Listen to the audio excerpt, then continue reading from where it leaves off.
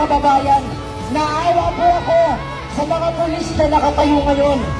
Dahil alam ko na kung hindi sila pulis, kasama natin sila nakikipagbaka ngayon. Alam natin na sa loob ng kanilang puso mabigat dahil gusto nilang ipaglaban si Tatay Digong.